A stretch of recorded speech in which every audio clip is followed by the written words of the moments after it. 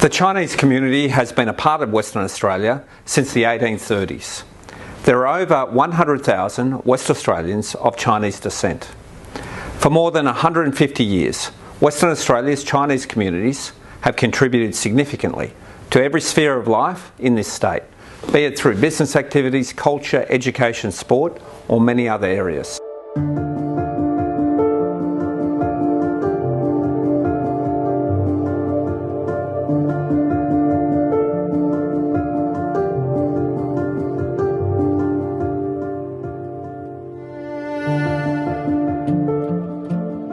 Welcome to Chunghwa Focus. I'm Lisa Hinchliffe. Today we will explore the past and present of the Chinese in Western Australia and their perseverance during what has at times been a challenging journey in a harsh and hostile environment. Despite every adversity faced as a migrant sector in WA, the Chinese people have made a vast and consistent contribution to this state. Minister for Mines and Petroleum, Energy and Corrective Services, the Honourable Bill Johnston, acknowledges their resilience and input. Chinese people have made an incredible contribution to Australia over the last 190 years. They've come to Australia, they've worked hard, they've raised families, they've made the most of their life. And it's sad that Chinese people were subject to much racism in the past, but the good news now is we are a genuinely multicultural society, and we're very welcoming of Chinese Australians, and we really appreciate the contribution they're making to our society. Chinese history in WA dates back to October 1829, with the arrival of migrants from all over the world to the newly claimed colony, now known as Fremantle. Among the first arrivals was Moon Chao from China, aboard the Emily Taylor. For third-generation Australian-born Chinese, Kayleen Poon, the story of Moon Chao is an important one. He settled in Fremantle, and being a carpenter, his skills were highly valued. When Moon Chao died in 1877, he was quite elderly, and his death actually caused quite a catalyst for change in Fremantle. He was attempting to cross the road, and it was early evening, and he was hit by a speeding postal van. And as a result of his death, Fremantle introduced speed limits for vehicles. And for that to happen for a Chinese is quite interesting, because generally the Chinese were not held in high esteem.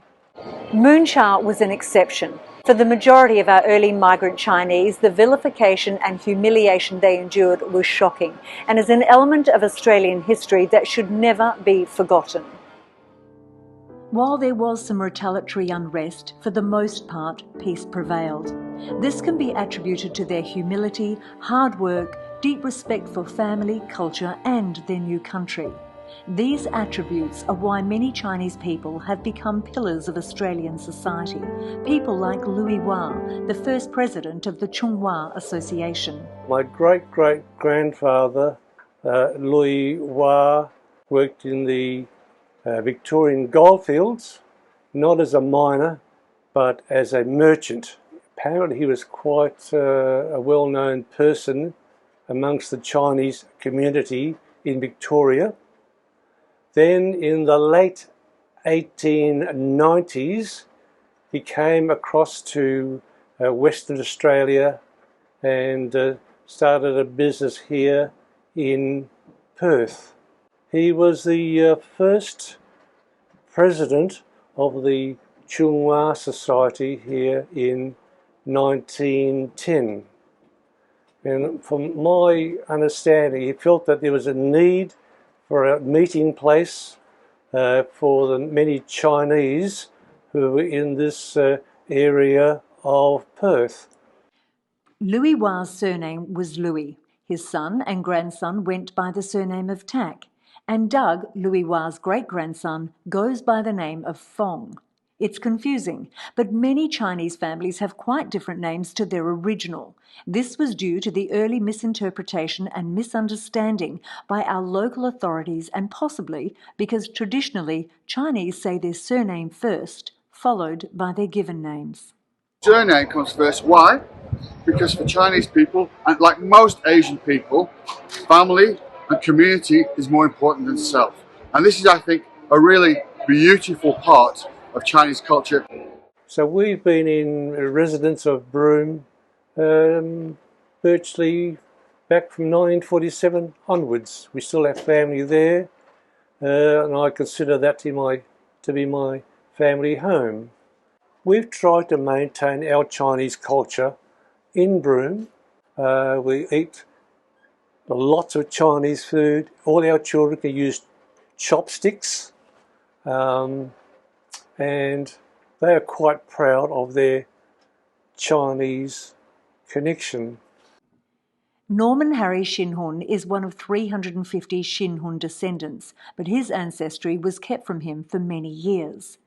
When his inherent connection to China began to emerge, his mother, a very proper English woman, felt compelled to disclose his Chinese heritage. We didn't know our origin because it was all hush-hush, but I'm the family historian and I wanted to research. With the name that we had, I knew there was something different about us. And I discovered that my great-grandfather was Cheong Shinhan, who had come from Guangdong. It was a period in the 1850s and 60s where Chinese came out of China, the reason being that China was going through a very difficult time with poverty.